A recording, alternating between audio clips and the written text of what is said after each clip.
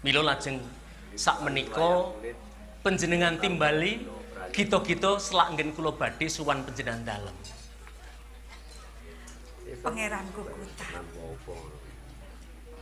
Tak jarwan. Sejatine mono, aku kuwi kepengin banget tansah cecaketan marang sliramu. Upama isa mono, sak wanci-wanci aku tansah kepengin sesandingan kelawan sliramu. Punten dalem sewu. Lereking pangandika dalem mengkurdi ingkang kados pundi caket kula menika ora kapernah putra dalem badya namung putra kuwalon. Ijo. Karo putra kuwalon kok arep cedhak-cedhak. Ya ora apa-apa to. Senajan sliramu kuwi isih putraku dewi. Ning aku karo sliramu kuwi yen cara wong-wong kae umure ora kacek adoh to. Lajeng menawi umuripun boten kaot kathah lajeng Ngono kok ndadak etok-etok ora ngerti. Panjenengan dalem menika garwa. Inggih garwanipun tiyang sepuh kula. Ijo. Rama Prabu Kertajaya. Ijo. Lajeng kula badhe mamak garwa selir. Aku ora ngerti yen nalika semono Kang Mas Prabu Kertajaya kuwi jebul yuswane wis sepuh. Kawit rumiyin rak panjenengan dalem mesinipun ugi priksa yen Rama Prabu menika sampun sepuh. Ijo. Wong putranipun kemawon kula sampun kados ngaten. Ijo. Oke sik ngarani Jaka Tuwa, Jaka Kasep. Aku tak takon.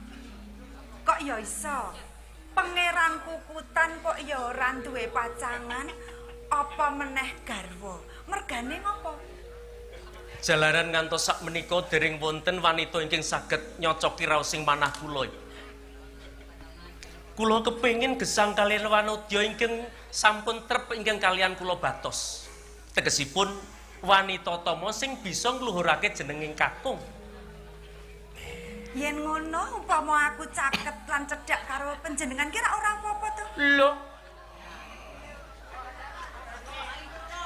Mboten napa-napa tumrap panjenengan lan kula, namung tumrap tiyang sanes menawi dipun tingali rak kirang prayogi to. Ya ora apa-apa ming diarani we kok. Pangeran Kukutan. Kula Kanjeng Ratu. Kandhaku iki tenan. Senajan aku iki garwa selir, ning aku ki ora tau apa kuwi jenenge dikancani. Menapa dupi Rama Prabu sampun sepuh? Ya nyatane pancen kaya ngono kok. Ayo kala-kala kudu dikancani ra ketang mung kerokan tok. Pangeran Kukutan menika lho. Lho. Mbok aja ngono to. Upama kerokan iso wae tak keroki wong nyatane kerokan wae ora iso. Sampun. Panjenengan dalem mboten sah menggalih werni-werni. Reh ning kula kaliyan panjenengan dalem menika dawahipun ibu lan putra. Mila monggo kula aturi nata penggalih dalem. Pangeran Kukutan. Mbak ora usah etok-etok ngapa to wong nyatane yo. Iki lho. Aku nek gelem dosa, ning nek ora gelem kaya ngene. Pangeran Kukutan. Injik dos pundi Ibu? Arep ning endi to? Badhe dateng wikih. Kene wae. Nggonku kepengin sak pejagong karo sliramu kuwi wis suwe banget. Sak menika Saben-saben tak timbali kowe mlenjani. inggih. Banjur saiki wis sowan wis ketemu kok njero arep sumingkir. Punten dalem sewu Kanjeng Ibu. Ora Kanjeng Ibu to? Ibu kuwalo rek njing mboten menapa-menapa to. Ya aja Kanjeng Ratu, ngaten Kanjeng Ratu. Upama aku kuwi anggonmu ngatur iki inten ngono wae ngopo to? Raos sing manah kula mboten kademuken. Mboten tekan ati kula menika jalaran. Yen ora ana sapa-sapa ora apa-apa. Ora ana sapa-sapa kepiye wong Tegese kuwi ora ana Nayaka Praja, ora ana ramamu ngono lho. estunipun menawi kula badhe matur injih. Menika mboten sekeca sinaosa menawi kula badhe matur mboten. Ora muni injih ning muni iya. Monggo kula menika ugi gadah gegayuhan Kanjeng Ratu. Gegayuhan apa? Ah nggih.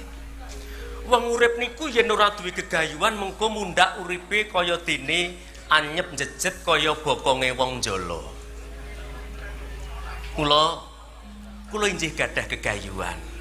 Menawi kula purun ngladosi kersa panjenengan dalem, kula ugi gadah panyuwun jalaran ing gumlaring jagat menika mboten wonten ing lelahanan. Ora sah perlu kuatir. Apa kang dadi penjalukmu mesti bakal tak pinangkani. Saestu menika. Tenan, Saestu. tenan. Penjalukmu apa? Layon wastra mirah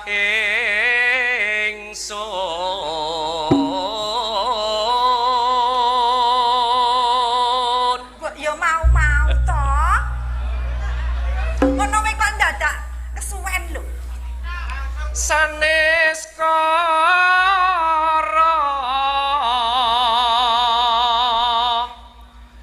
kadulu jrone endrane Pangeran Gugutan. kula Macus rasane ngatiku. katya ngimpi nganggo lungsuran dikoten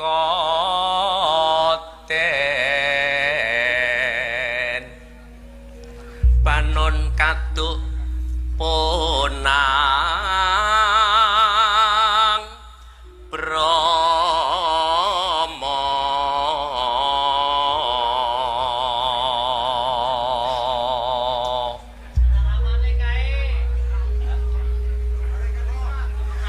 sumpek jroning raos kula tanedya pisah lan Gusti. Tenan ya, Pangeran Gugutan. Sakmenika kula gentosan kepengin mirengaken pratela dalem dhateng kula. Duka Kang Mas bocah ning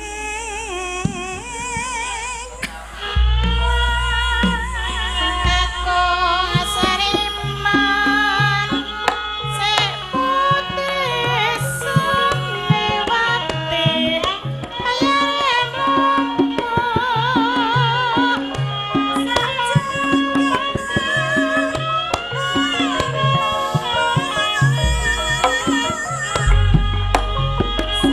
janji sabar aja doko susu sawae cempan-cempan marine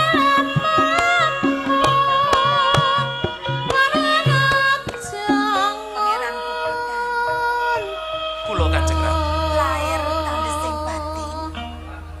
Katresnanku iki tumanduk panjenengan. Pangandika dalem saestu kula gego. Kula bundheli wonten ing saklebeting manah kula Kanjeng Ratu. Aja tida-tida nampa katresnanku. Kula mboten badhe ngladosi wanudya. Sanes kejawi namung panjenengan dalem. Wong bagus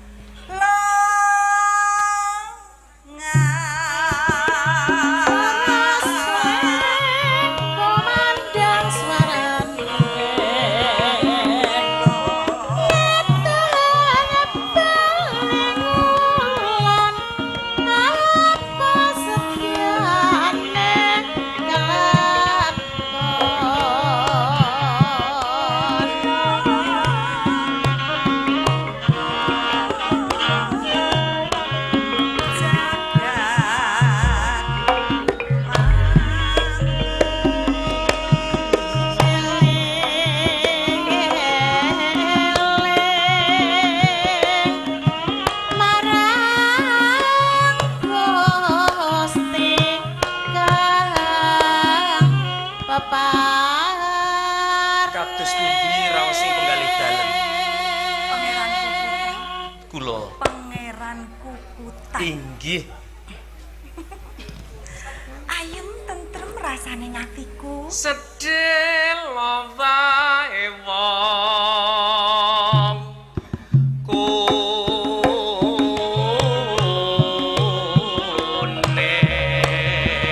Apa iya Mas apa tenan aku emoh yen guyonan Gawe mareme ngetias ing mampir Mas monggo mampir mumpar mampir apa sida apa ora mampir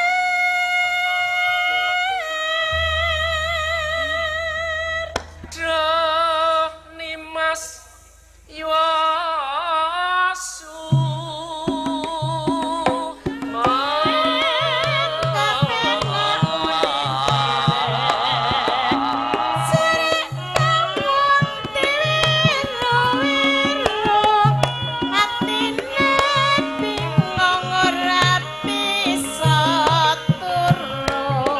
Lampun kula ampun sakti.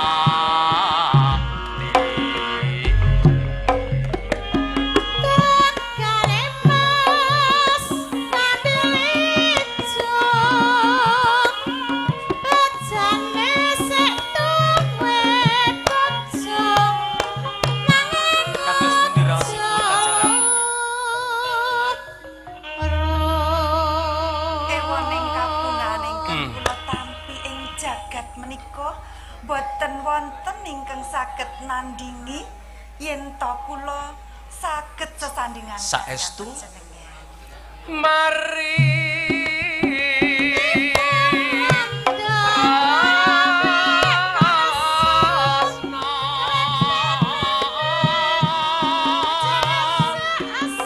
gunung rapi yen wis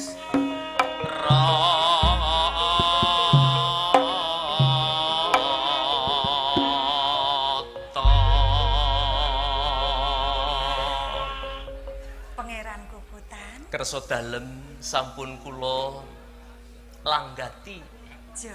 pamundhut dalem sampun kula pinangkani menapa panjenengan dalem lajeng boten badhe mundhut priksa estanipun ingkang kula gadhang menika menapa Kanjeng Ratu Ya mula kene lungguh kene. Aku bakal nuwun prisa.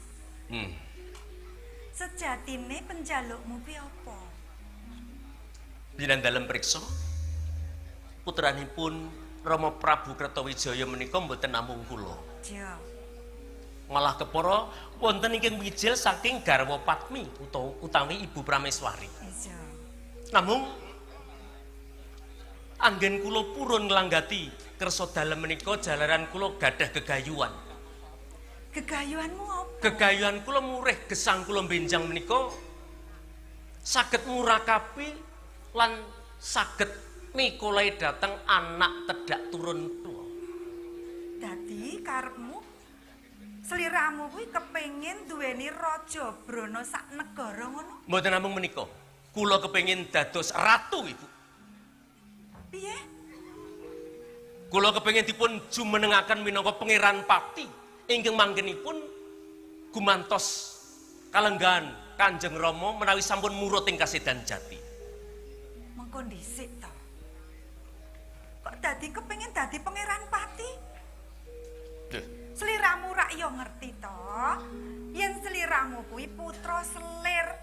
Dadi ora bakal kelakon terus dijumenengake minangka pangeran pati. mergi kula ngrumaosi dados putra selir, lajeng kula gadah gegayuhan ingkang ngaten menika, Ibu. kula mangertos panjenengan dalem menika cinaket dening Rama Prabu. Sak mboten-mbotenipun saged caos atur dhateng Rama Prabu. Mengko yen umpama aturku iki ora ditampa ngersa dalem, Kedah dipun tampi. Mergi panjenengan dalem cinaket ing ngersa dalem.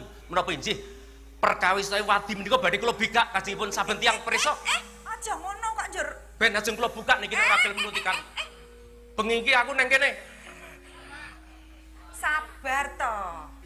Ming ngono kuwi kok mutung lho. Ana rembug dirembug. Kados ingkang kula aturaken ing ajeng Kanjeng Ratu. Ing gumlaring jagat menika mboten wonten perkawis kok sing ora nganggo ragat. Sedaya gegayuhan menika mboten wonten ingkang lelahanan.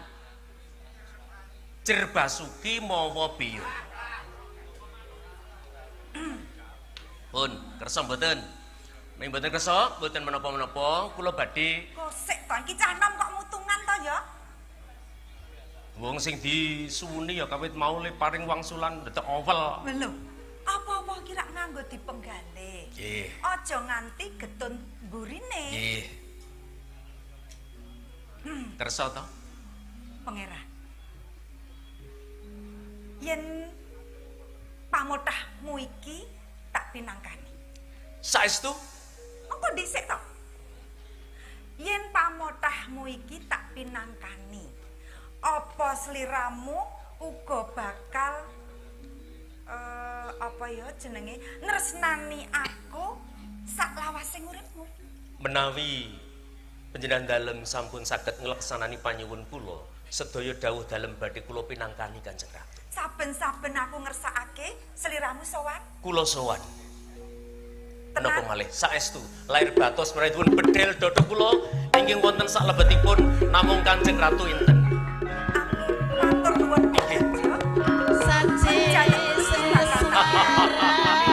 Kanthi ngaten saged ngewahi-wahi gesang kula.